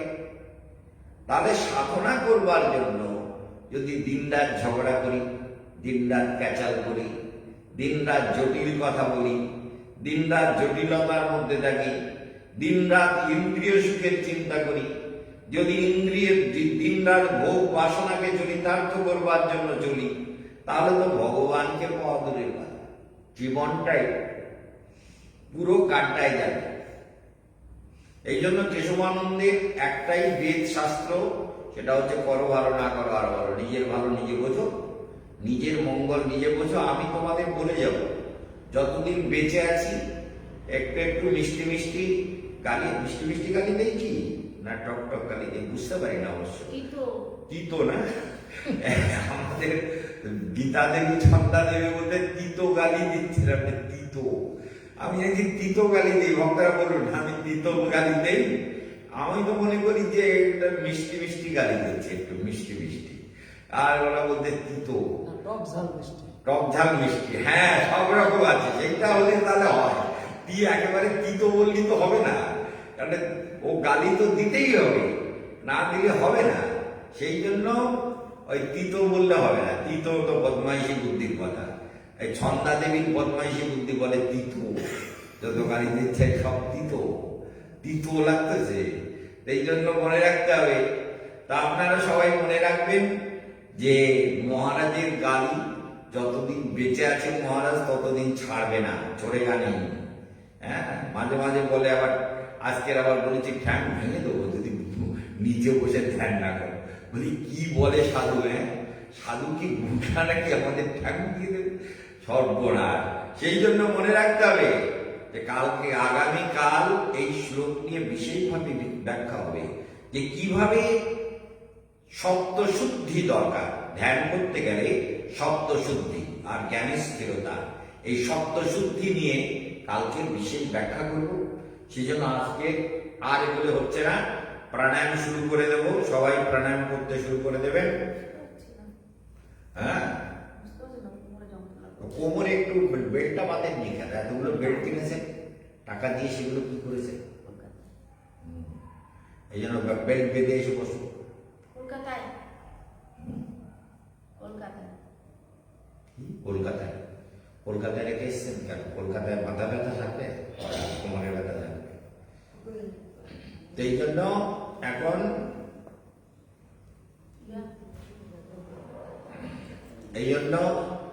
তাহলে ভস্ত্রিকা প্রাণায়াম দিয়ে শুরু করবো, তাই তো? মূলাধারে মৃত্যুঞ্জয়কে ধ্যান করো। সহস্র দল কমলের উপরে মৃত্যুঞ্জয় আছেন, যিনি আরোগ্য দেন, যিনি অকাল মৃত্যু রোধ করেন। সেই অকাল মৃত্যু হরণম, সেই মৃত্যুঞ্জয় ওম ত্রয়ম্বকম যজামহে সুগন্ধিম পুষ্টিবর্ধনম উর্বারুকমিব বন্ধনান মৃত্যুর্মুক্ষ্যমামৃতা।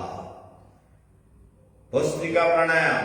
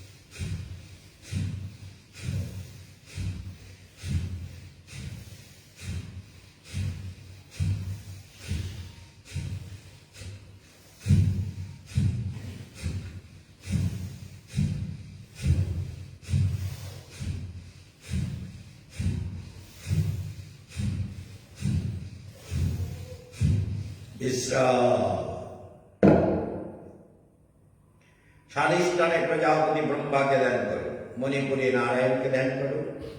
ওম প্রজাপতয়ে নমঃ, ব্রহ্মদেবায় নমঃ, সৃষ্টিকর্তায় নমঃ। যেখান থেকে ক্রিয়েটিভ পাওয়ার তৈরি হয়, জেনারেট হয় পাওয়ার, সেটা হচ্ছে স্বাধিষ্ঠান চক্র। মণিপুর চক্র থেকে সৃষ্টির ছন্দ, জীবনের ছন্দ, শরীরের ছন্দ, সমস্ত ট্রান্সফরমেশন সিস্টেম, জীবন শক্তিকে সঞ্চালিত করার সমস্ত ক্রিয়া। এই জন্য মণিপুর থেকে সেই শরীরকে পালন করা বিষ্ণু পালনহার রূপে এখানে আছেন। সেই জন্য শান্তাকারম ভুজগশয়নম পদ্মনাভম সুরেশম বিশ্বাধারম গগনসদৃশম মেঘবর্ণম শুভাঙ্গম লক্ষ্মীকান্তম কমলনয়নম যোগীবীর্যানাগম্যম বন্দে বিষ্ণুম ভবভয়হরম সর্বলোকৈকনাথম। যিনি সন্ধি রূপে আমার সমস্ত শরীরে যার ক্রিয়া চলছে, তিনি নারায়ণ। সেই আনন্দময় নারায়ণ, তার ধ্যান করো। ধ্যান করতে করতে বিন্দু পিঠে এসে কপাল ভাতি অনুলোম বিলোম প্রাণায়াম করো।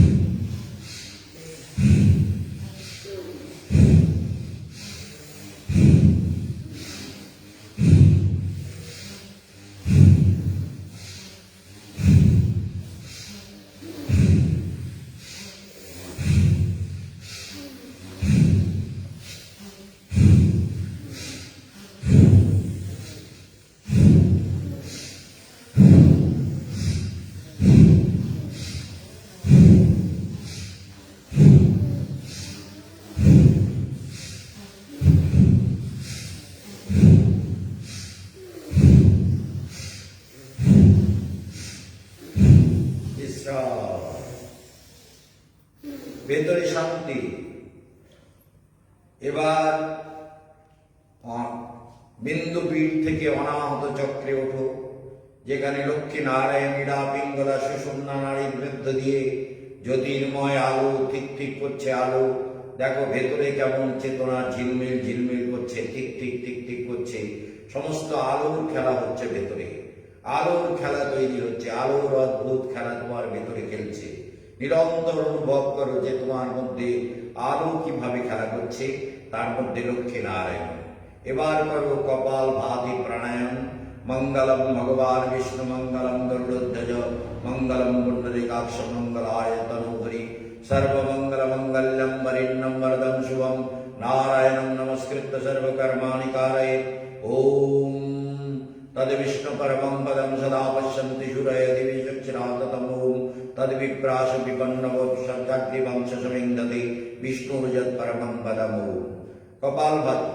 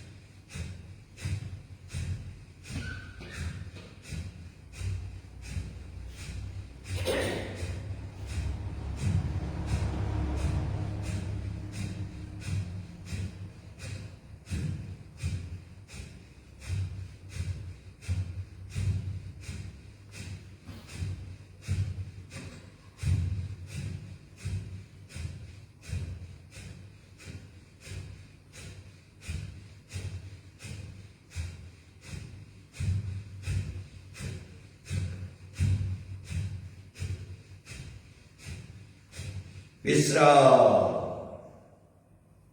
যোগ ভূমিতে থেকে চলে এসছো। এবার দেখো এরা পিঙ্গলা সুষুম্নাকে কেন্দ্র করে বিশুদ্ধ চক্র। গণপতি বসে আছেন, দিব্য রূপ নিয়ে আলোকিত গণপতি ঋদ্ধি সিদ্ধি বসে আছেন তোমার সমস্ত জীবনের বাধাকে দূর করবার জন্য। ঋদ্ধি সিদ্ধি দূরীকরণায় গং গণপতয়ে ঋদ্ধি সিদ্ধি সংযুক্তায় গং গণপতয়ে নমঃ। सर्वविघ्न दूरीकरणाय ऋद्धि सिद्धि संयुक्ताय गं गणपतये नमः। सर्वविघ्न दूरीकरणाय ऋद्धि सिद्धि संयुक्ताय गं गणपतये नमः। वक्रतुंड महाकाय सूर्यकोटि समप्रभ निर्विघ्नं कुरु मे देव सर्वकार्येषु सर्वदा। ओं गं गणपते गणपत्यदय लोकदेवादिक्पालकस्तथा सायुधा सकलपेता शुद्धं कुर्वन्तु मे देहम्। ओं गं गणपतये नमः। उच्चाही प्राणायाम करो।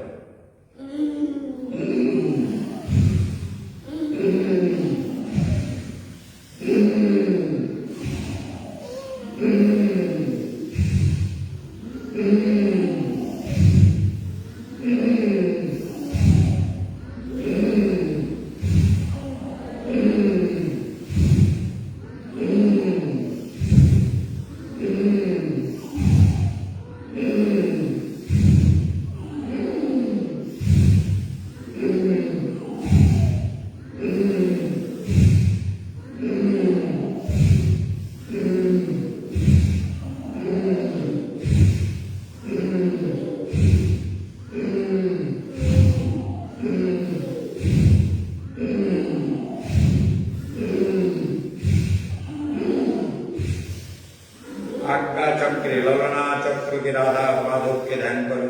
राधा कृष्ण के ध्यान करो। दक्षिण ललाटे रामचंद्र के ध्यान करो। ज्योतिर्मय तुम्हार हृदय मध्य वाम ललाटे हनुमंत के ध्यान करो। हं हनुमंताय नमः। राम रामचंद्राय नमः। श्रीं क्लीं राधा कृष्णाय नमः। राधा माधवाय नमः। राधा गोविंदाय नमः। गोपीनाथाय नमः। राधा वल्लभाय नमः। राधा भाग्यविहारिणे नमः। ध्यान करो आज्ञा चक्री एवं भ्रामरी प्राणायाम करो। ओम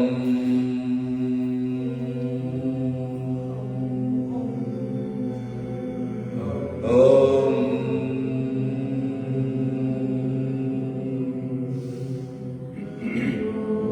ओम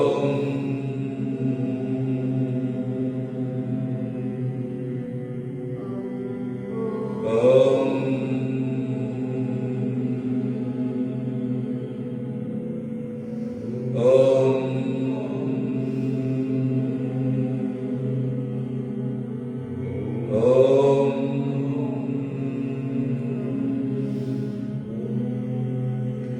सहस्रार चक्रे जगदम्बा के ध्यान करो। जगत कल्याणी जगदम्बे जगत जननी त्रिनेत्रा विश्व प्रसिद्धिने माता जगदम्बा सर्वविघ्न दूरीकरणं कुरु। माते पूजयामि नमस्करामि भक्त्यार्घं समर्पयामि। माते सर्वविघ्न दूरीकरणं कुरु। सर्वकार्य साफल्य प्रदानं कुरु। ओम सहस्रार चक्रे ब्रह्मा विष्णु महेश्वराय नमः। सृष्टिकर्ता ब्रह्मदेवाय नमः। पालनरूप महाविष्णवे नमः। ओम संहार मूर्ति सदाशिवाय महारुद्राय नमः। वाम भागे महालक्ष्मी नमः। दक्षिण भागे विनापानि विद्यादायिनी सरस्वत्यै नमः। जगत जननी महाशक्ति प्रसन्नं भव। ध्यान चेतनाय 5 मिनट गभीर ध्यान करो। शांत হয়ে যাও। আমি একটু নিজের ক্রিয়া করব। যদি পারো চেষ্টা করো ক্রিয়াটা করবার দিকে নিতে পারো। ওম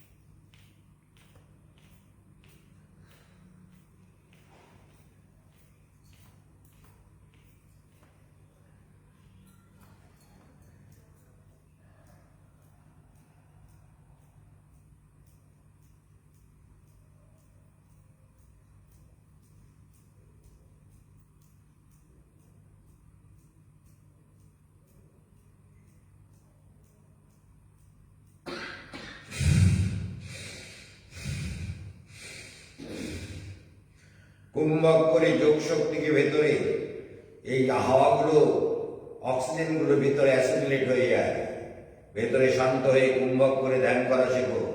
দেখো জীবন কেমন ভাবে ছন্দ লাভ করে। হাতগুলো তুলতে শেখো, হাতগুলো উপরে তুলে শক্তিকে টানো, উপরের দিক তলপেটকে টেনে ধরে উপরের দিকে টানো।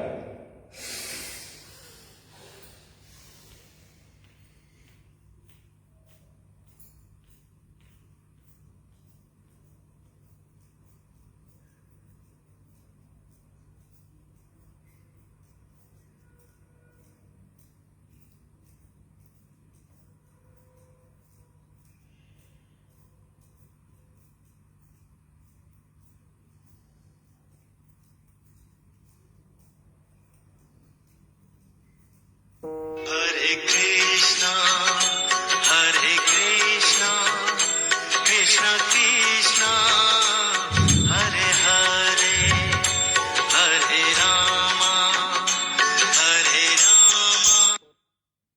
কে কি গেস্ট হাউস কি লেখো? গেস্ট হাউস কি লেখো? চলো, ও এখন মন্ত্র ঠিক আছে। আর একবার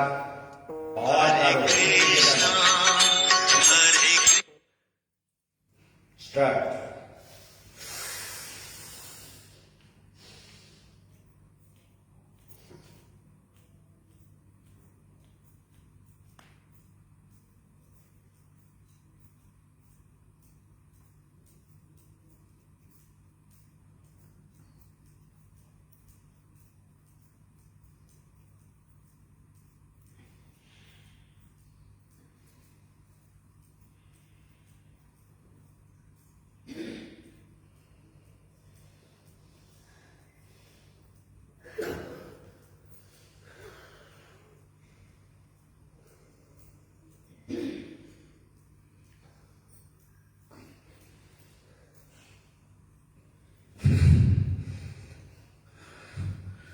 আরো খানিকক্ষণ থাকা যায়, অসুবিধে নেই, কিন্তু একটু নির্জন জায়গা দরকার।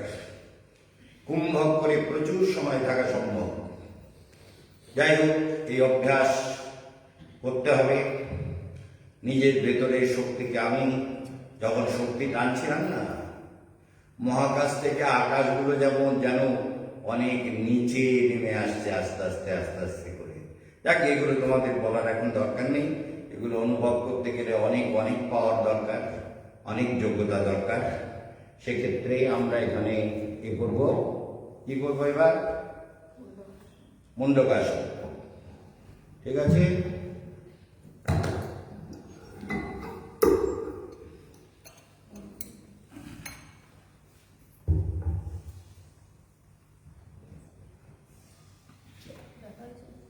মাইকের সুইচ পুরো অফ করে দিন।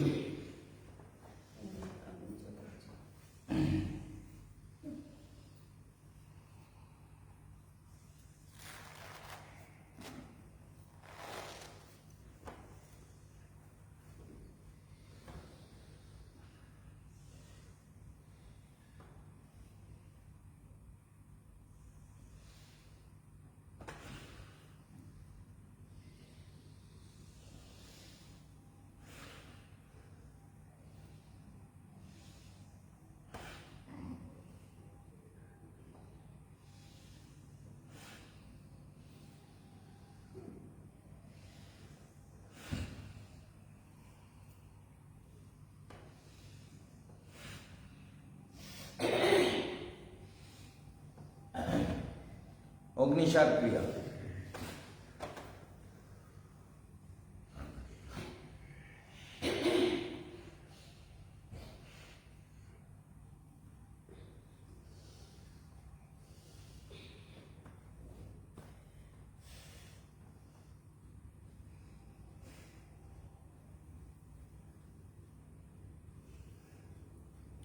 আর একবার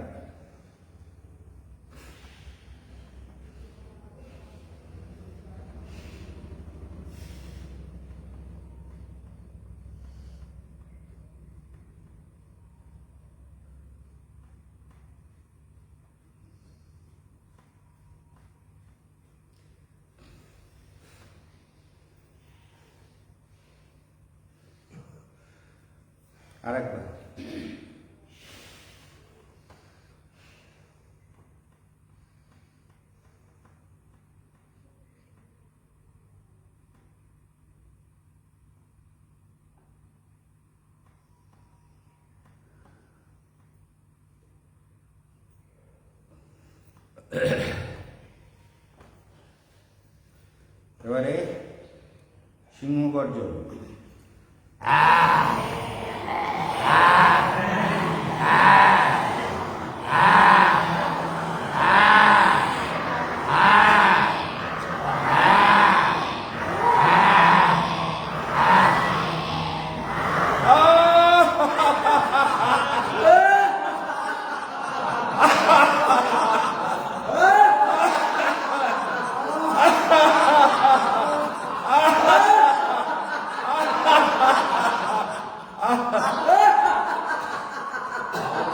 আওয়াজ বেরোচ্ছে না।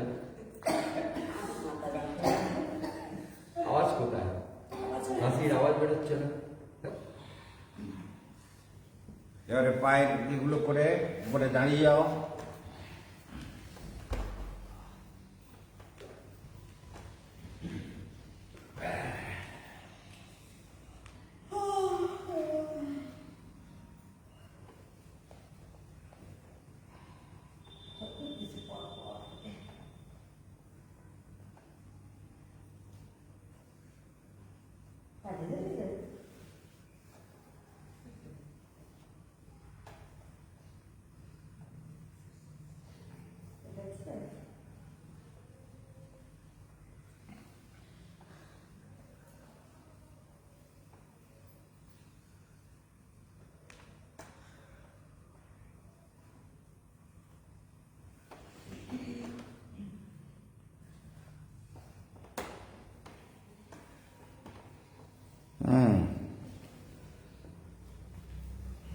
এবারে শরীর নিয়ে যাও।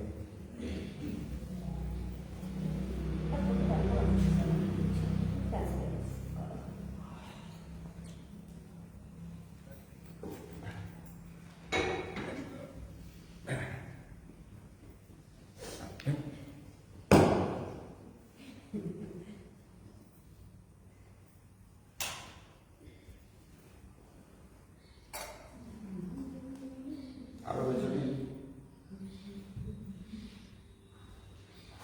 স্টার্ট।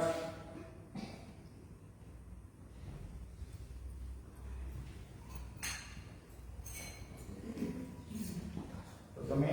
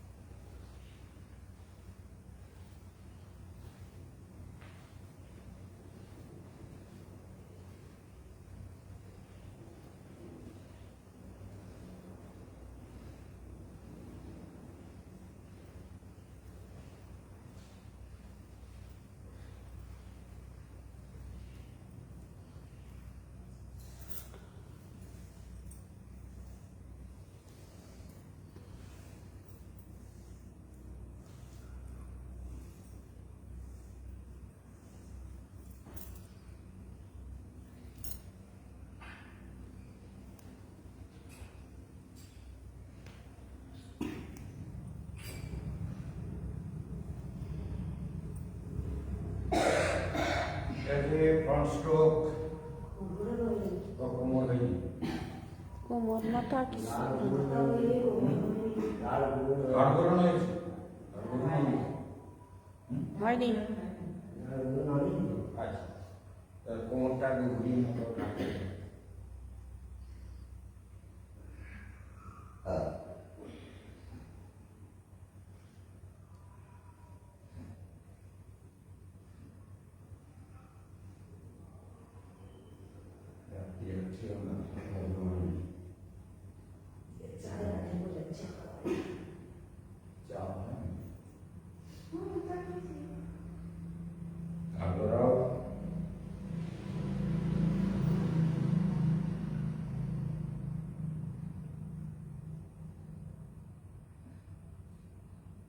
front stroke.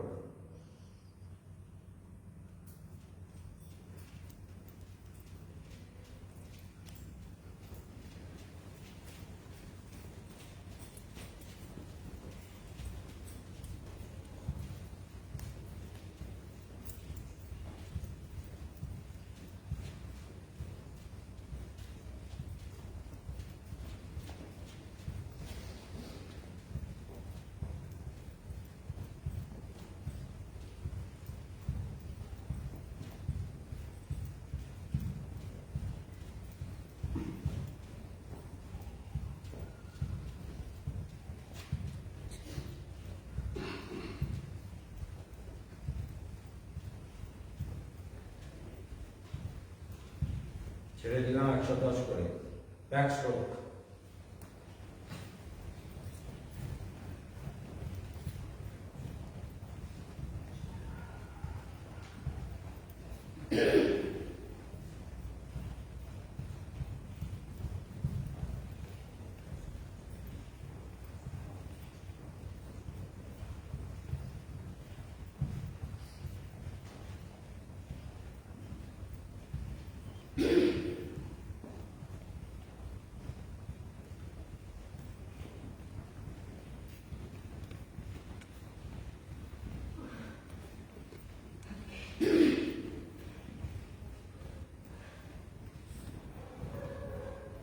বিশ্রাম